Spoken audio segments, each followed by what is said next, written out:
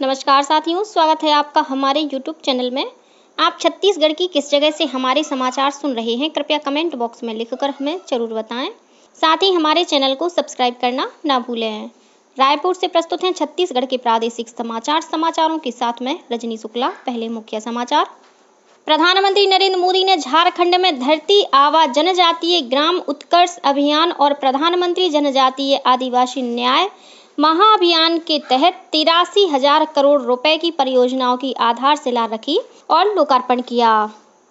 स्वच्छ भारत मिशन के 10 वर्ष पूरे होने के अवसर पर प्रधानमंत्री ने लोगों से स्वच्छता को जीवन में अपनाने का आग्रह किया। प्रधानमंत्री ने कल वीडियो कॉन्फ्रेंसिंग के जरिए सूरजपुर जिले के भटगांव नगर पंचायत के लिए जल प्रदाय योजना का शिलान्यास किया और देश ने कल राष्ट्रपिता महात्मा गांधी और पूर्व प्रधानमंत्री लाल बहादुर शास्त्री की जयंती पर उन्हें श्रद्धांजलि अर्पित की। मुख्यमंत्री ने 31 मार्च तक खादी वस्त्रों की खरीदी पर 25% की छूट की घोषणा की। अब समाचार विस्तार से। प्रधानमंत्री नरेंद्र मोदी ने कल झारखंड के हजारीबाग में 83,300 करोड़ की कई परियोजनाओं की आधारशिला रखी और लोकार्पण किया। इन परियोजनाओं में धरती आबा जनजातीय ग्राम उत्कर्ष अभियान और प्रधानमंत्री जनजातीय आदिवासी न्याय महाअभियान के अंतर्गत आने वाले कार्य शामिल हैं।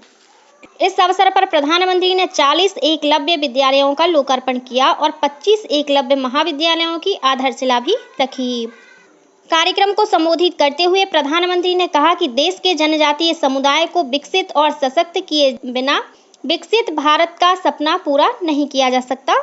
उन्होंने कहा कि इन परियोजनाओं से 5 करोड़ से ज्यादा आदिवासी लोगों को फायदा होगा। इधर मुख्यमंत्री विष्णुदेव साय कल बलरामपुर जिले के राजपुर में आयोजित राज्य स्तरीय धरती आबा जनजातीय ग्राम उत्कर्ष अभियान के शुभारंभ कार्यक्रम में शामिल हुए। इस मौके पर उन्होंने जिले में 192 करोड़ रुपए से अधिक की लागत के विभिन्न विकास कार्यों का भूमि पूजन, शिलान्यास और लोकार्पण किया। कार्यक्रम में मुख्यमंत्री ने बिलासपुर और सरगुजा संभाग में हर वर्ष कर्मा महोत्सव का आयोजन कराने की घोषणा की। प्रधानमंत्री नरेंद्र मोदी ने कहा है कि स्वच्छता की प्रतिबद्धता जीवन भर की प्रतिज्ञा है। उन्होंने लोगों से आग्रह किया कि वे स्वच्छता को जीवन का अभिन्न हिस्सा बनाने का प्रण लें। स्वच्छ भारत मिशन के 10 वर्ष पूरे होने के अवसर पर कल नई दिल्ली में स्वच्छता ही सेवा कार्यक्रम को संबोधित करते हुए श्री मोदी ने स्वच्छता को जन आंदोलन बनाने के लिए 140 करोड़ भारतीयों की अटूट भावना को नमन किया। प्रधानमंत्री ने कहा कि सेवा पखवाड़ा के केवल 15 दिनों में देश में 27 लाख से अधिक कार्यक्रम आयोजित किए गए, जिसमें 28 करोड़ से अधिक लोगों ने हिस्सा लिया।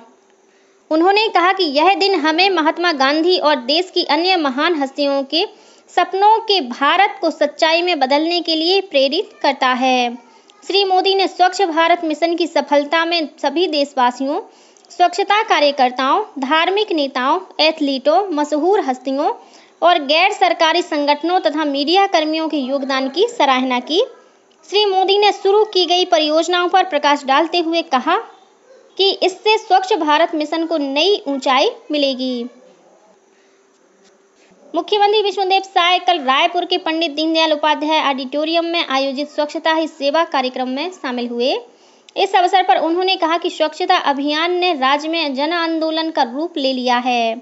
उन्होंने लोगों से छत्तीसगढ़ को स्वच्छ और सुंदर बनाने का आह्वान करते हुए सभी को स्वच्छता की शपथ दिलाई। कार्यक्रम में मुख्यमंत्री ने स्वच्छता के क्षेत्र में उत्कृष्ट कार्य करने वाली संस्थाओं और व्यक्तियों को सम्मानित किया। इस अवसर पर श्री साय ने ऑडिटोरियम में आयोजित खादी और ग्रामोद्योग विभाग की प्रदर्शनी का अवलोकन किया।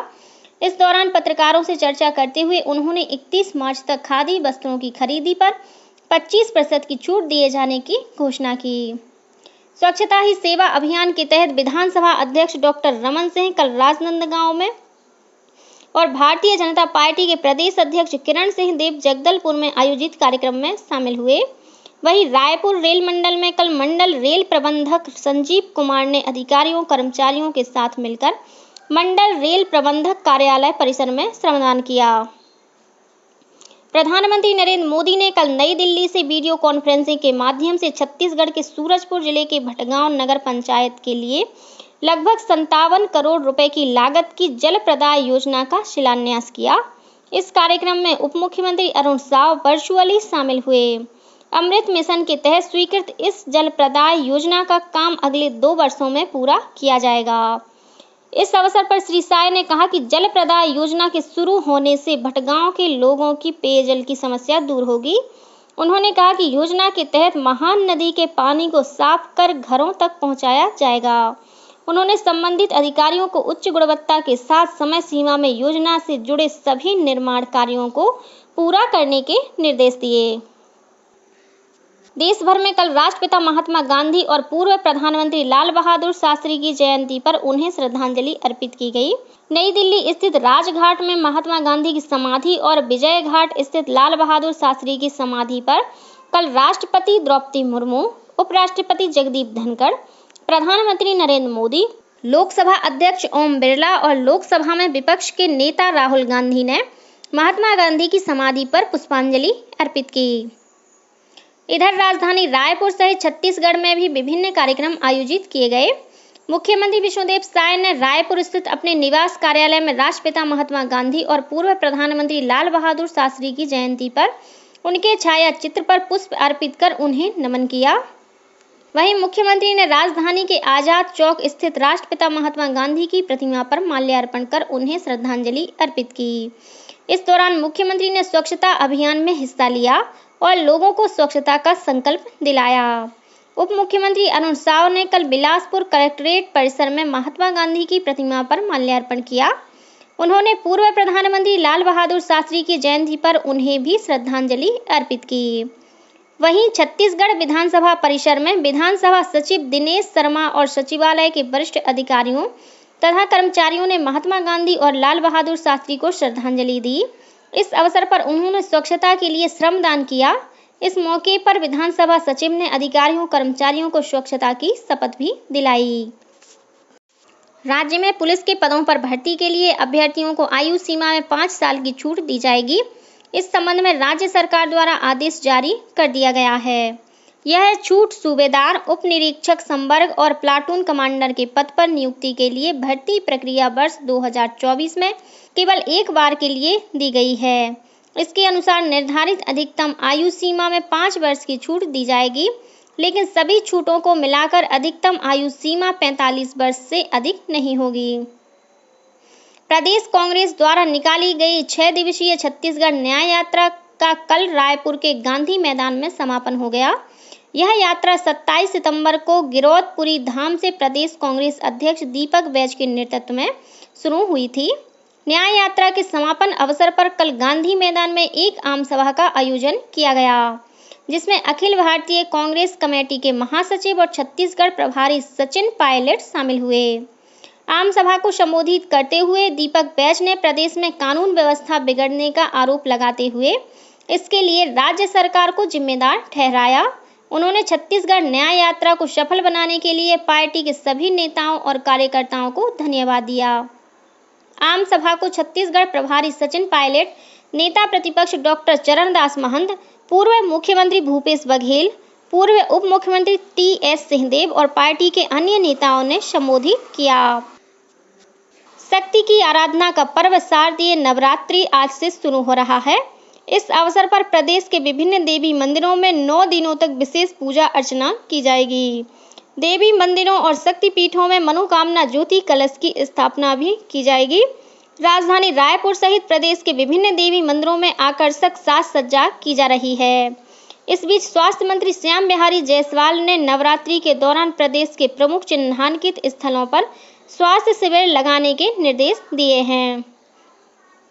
छत्तीसगढ़ राज्य 27वीं अखिल भारतीय वन खेल प्रतियोगिता 2024 का गौरवपूर्ण मेजबान बनने जा रहा है। इस प्रतिष्ठित खेल प्रतियोगिता का आयोजन भारत सरकार के पर्यावरण, वन एवं जलवायु परिवर्तन मंत्रालय के तत्वावधान में रायपुर में 16 से 20 अक्टूबर 2024 तक आयोजित किया जाएगा। छत्तीसगढ़ के लिए यह आयोजन एक महत्वपूर्ण अवसर है, जो राज्य की खेल प्रतिभाओं और वन विभाग के उत्कृष्ट प्रयासों को प्रदर्शित करेगा। इस खेल महोत्सव में देश भर से वन विभाग के खिलाड़ी विभिन्न खेल प्रतिस्पर्धाओं में भाग लेंगे।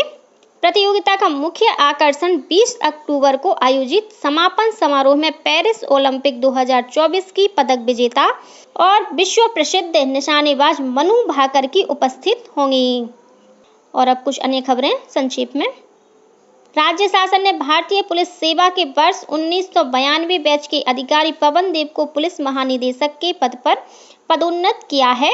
इस संबंध में गृह विभाग ने आदेश जारी कर दिया है।